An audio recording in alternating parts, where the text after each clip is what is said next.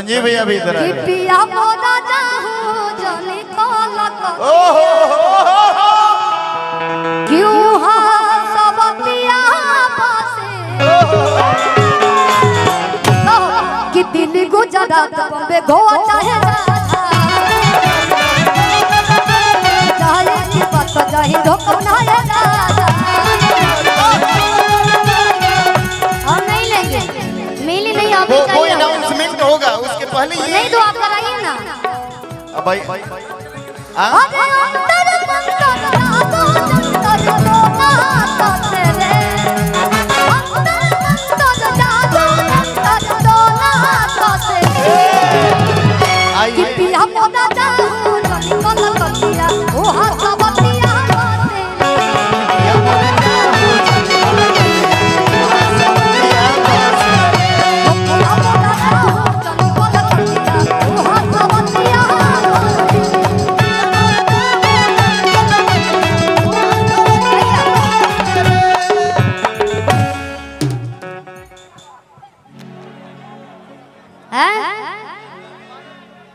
नहीं है डोले।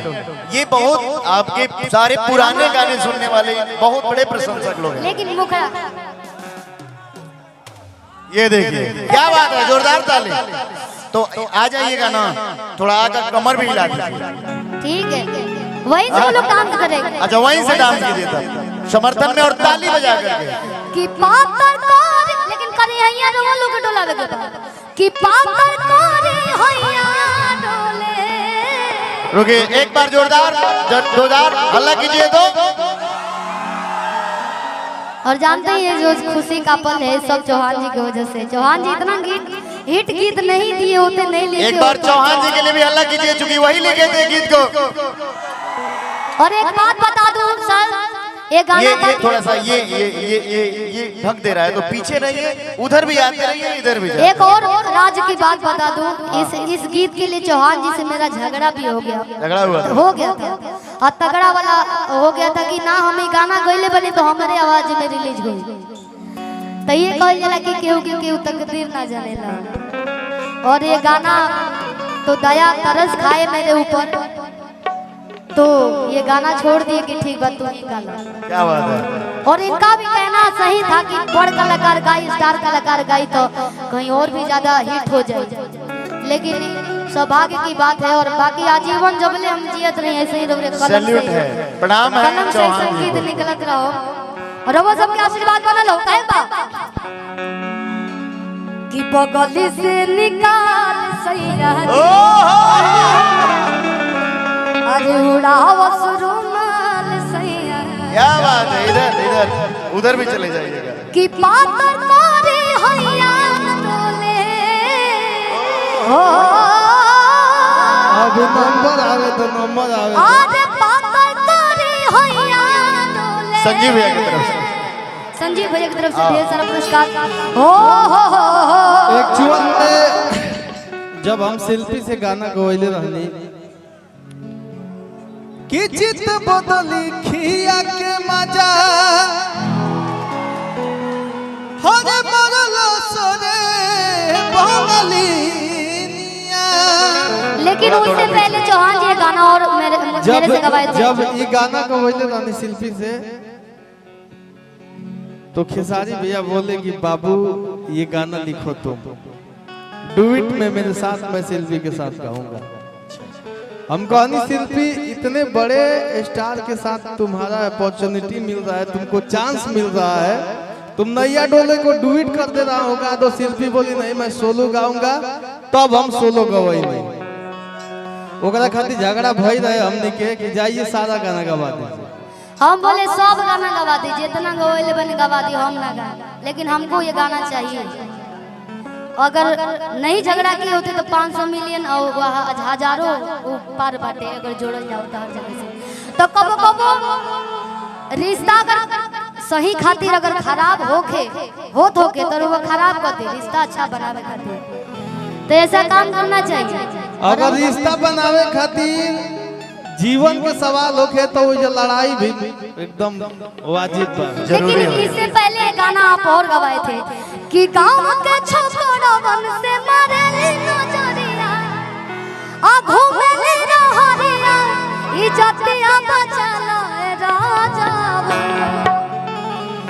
अपना आरे अपना कि अपना है छोटा की बहिनिया के आंसू पिया हवा करा दे राजा। लेकिन कहो पीछे पीछे कि बहुत डांस आप लोग नहीं कर रहे क्यों? गरीब डांस आप लोग जब आप गाएंगे तो जरूर डांस करेंगे। क्या भाई कि बहुत तोरी होइया डोले हो नदिया के बीच जैसे नैया ओ सही मुद सैया डोले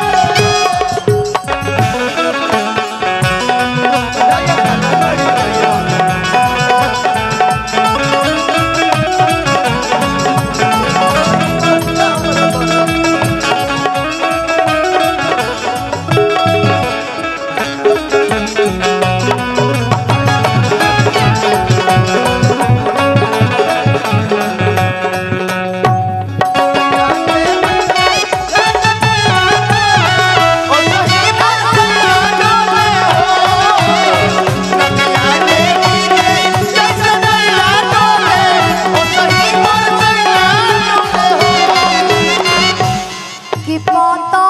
सैया डोले।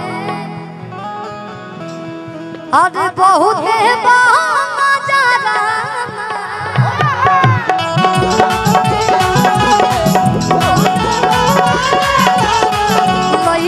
के जैसा सती चाले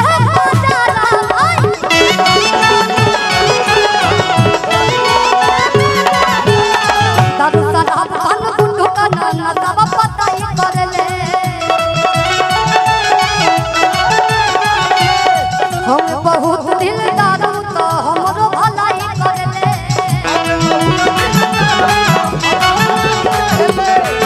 बहुत भलैया डोले हो बहुत भलैया डोले हो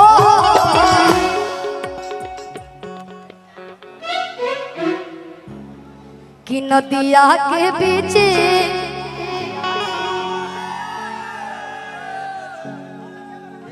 अच्छे से गाइए कि नदिया के बीच ओ सही मुद सैया डोले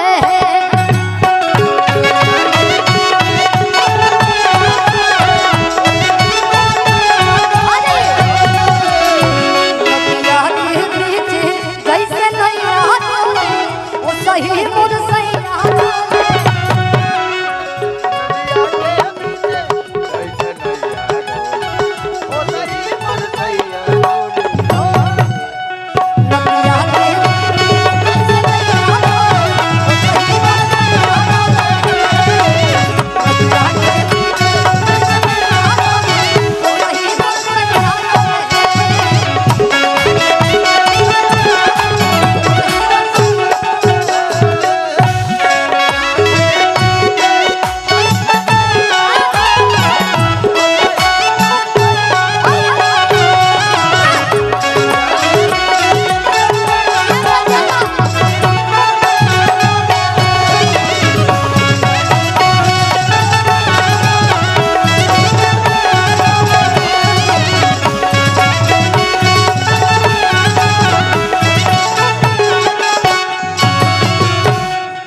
एक गाना का डिमांड